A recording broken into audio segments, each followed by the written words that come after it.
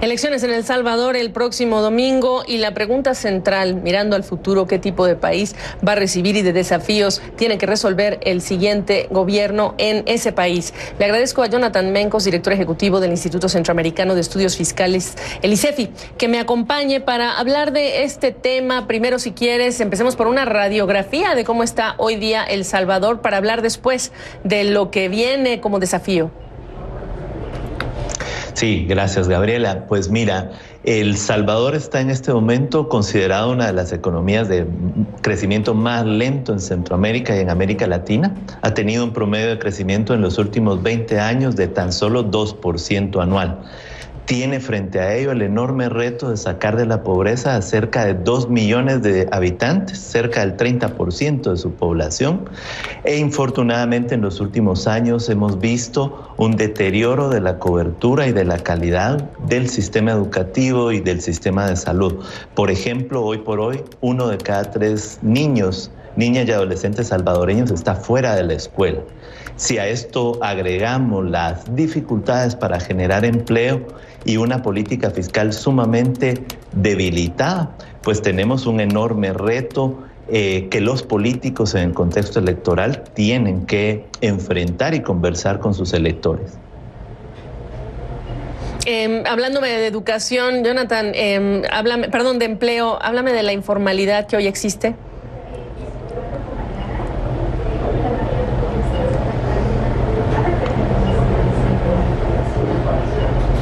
El mercado informal, ¿qué me dices del empleo informal, Jonathan?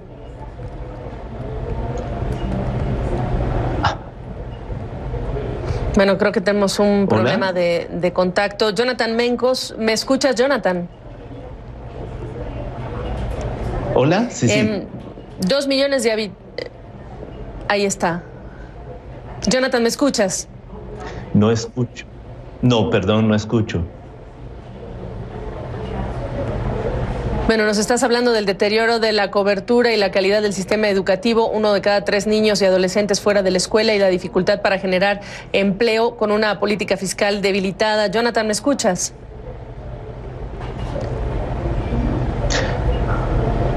Hola, perdón, no escucho lo que me dices, Gabriela. La pregunta,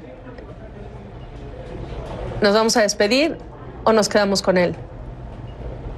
Bueno, ahora sí. Voy a tener que retomar el contacto más adelante con Jonathan Mencos. Gracias, Jonathan. ¿Me escuchas, Jonathan? Sí, te escucho ahora. Para el tiempo que nos queda, preguntar entonces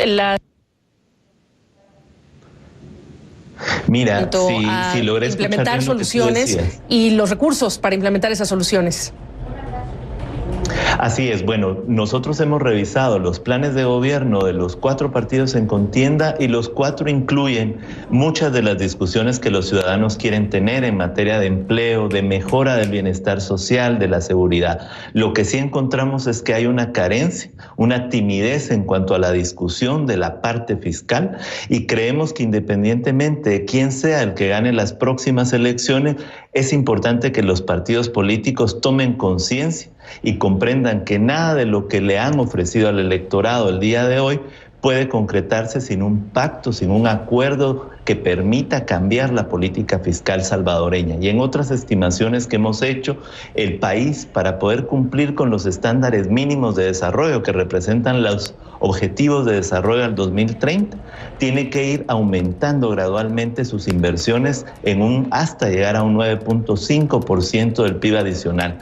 Esto podría provocar un crecimiento económico, una aceleración de cerca del 50% del crecimiento actual y también tendría la potencialidad de crear nuevas plazas y nuevos empleos. Pero sí se necesita una mayor comprensión de los retos fiscales en el próximo gobierno y obviamente un acuerdo político de gran envergadura. Nosotros desde ICEFI creemos que ese es uno de los retos más importantes y más trascendentales para que los próximos 5 años sean años de avance en El Salvador. Es un reto enorme, pero como te digo, es quizá el elemento más importante que está en juego en este proceso electoral.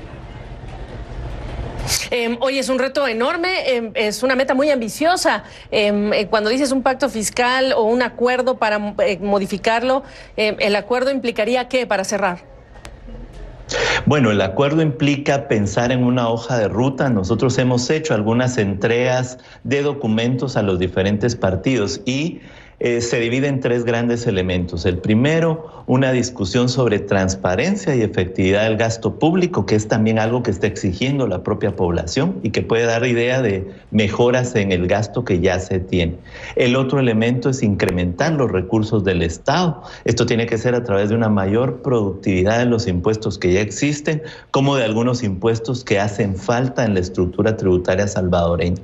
Y el tercer elemento que tiene que ver con una revisión de la deuda pública en este país, que ya casi supera el 65% del PIB. Hay que reestructurarla. Entre 2020 y 2024, el próximo gobierno tiene que pagar 1.600 millones de dólares, que hoy por hoy yo no sabría de dónde van a salir. Entonces hay que reestructurar la deuda. Y esto requiere acuerdos que lleven a una mayoría en la próxima asamblea. Nos queda clarísima la tarea. Te agradezco, Jonathan Mencos, con nuestros tropiezos, pero ahí está tu perspectiva. Gracias. Hasta luego, gracias.